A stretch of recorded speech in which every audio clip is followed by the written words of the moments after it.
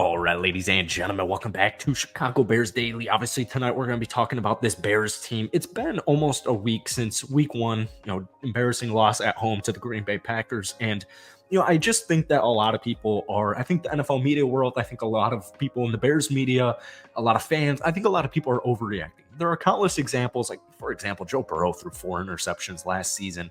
I know the Chicago Bears, more likely than not, especially after week one's performance, aren't going to be a Super Bowl team. I don't think Eberflus is the head coach for this team. I don't think Getsy is the offensive coordinator, but that's perfectly fine because there's still talent on this roster, and this is still a team that can win 9 games. For me, what I want to know is Justin Fields, is he the guy or not? That's quite literally all I need to know about the Bears this upcoming season. But it's just one game. It's just 1 week. Historically, especially across the league this year, outside of the Cowboys, outside of the Packers in the second half, offenses start slow. It always happens. It just takes time, especially offensive lines. They take the longest to click across the entire positional group in the National Football League. So, I get it. The offensive line depth doesn't look great. Justin Fields in the pocket was kind of like, what are we doing here? There was a lot of unpreparedness. Losing 38 to practically 14 at home week one is unacceptable. Eberflus needs to plan it better. There are a lot of people to blame, but it's just one game. And so until we see week two, until we see this Buccaneers team who had an impressive win against Minnesota, I'm not going to try to jump to conclusions, but like I said, you have a young, promising potential star quarterback in Justin Fields. I was never really, why is Eberflus the guy? But it's one game in. I know last season was last season. This is future problems. This is going to be an offensive game, in my opinion, for the Chicago Bears. There's 2 players that I'm really pinpointing outside of Justin Fields. I think Justin Fields is going to have a crazy bounce back game.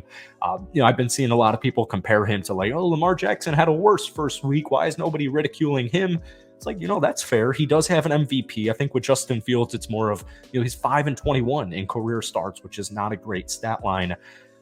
2 players, DJ Moore and Chase Claypool. So Bears wide receiver coach is planning for Chase Claypool to play on Sunday. He's taken all his regular snaps. He has been the first wide receiver in meetings, and he has hustled more than any other receiver in practice this week, he said. Then Cole Kmet went on ESPN 1000 Bears Weekly, and he said that Chase Claypool was frustrated with the way he played against the Packers and is looking forward to bouncing back on Sunday with the quote, "No one wants to win more than Chase." So it's like, we're not in the locker room. We're not in these meetings. We're not in these practices. I don't personally know Chase Claypool. The energy, the effort, obviously, with him specifically in week one was lackluster. It's week one. Chase Claypool, in his first 2 years in the league, in his final year at Notre Dame, the guy can play. But DJ Moore was the big-time addition this past offseason.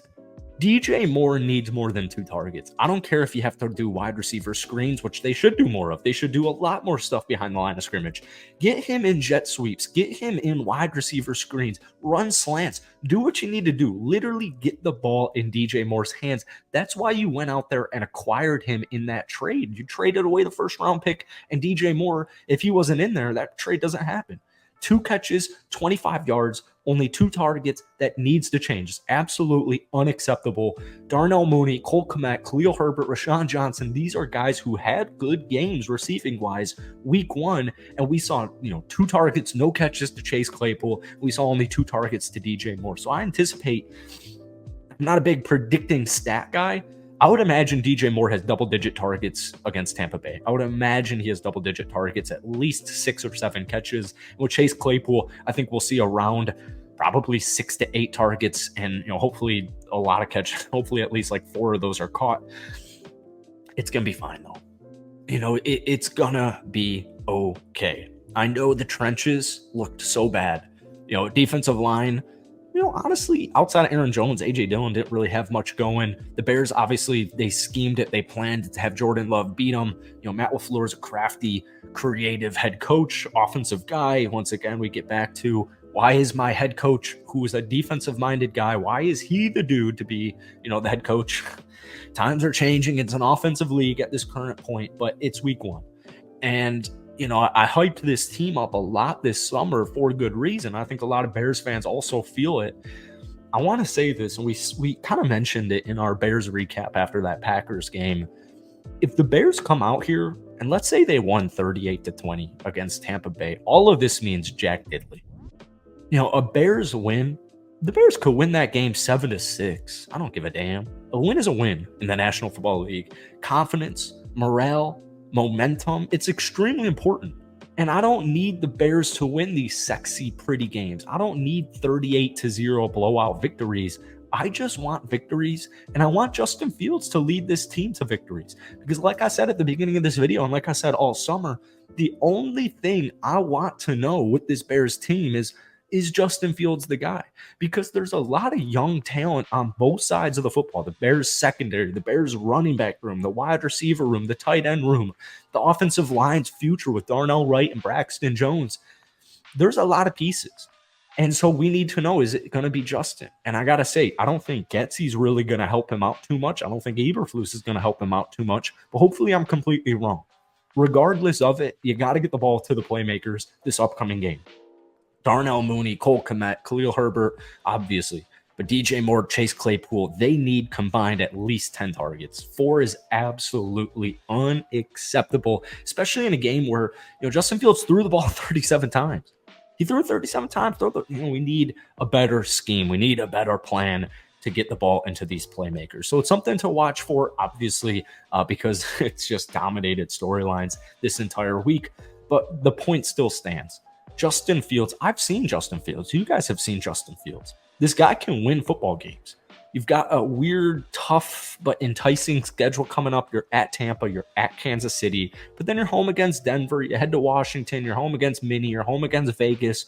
There's a lot of winnable games on the slate that's coming up here.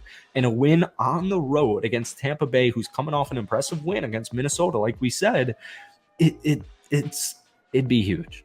It would seriously negate a lot of the week 1 issues. Even if it was just an unsexy, unpretty win, a win is a win.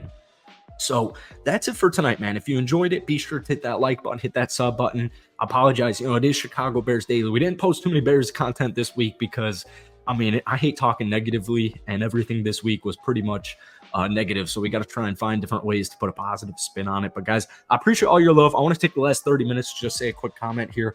We might have to change the name here on Chicago Bears Daily. I would imagine, if the Chicago Bears saw it, it feels like there's too much close of an affiliation here. So if anybody has some name recommendations for us, let me know down below. As of right now, I'd probably change the name to Let's Talk Bears. I think that's pretty simple. But yeah, let me know what you're thinking about a name, for our OG subscribers. But as always, hit that like button, hit that sub button if you're new. But more importantly, guys, give me some thoughts on DJ Moore, Justin Fields, Chase Claypool, and the Chicago Bears heading into week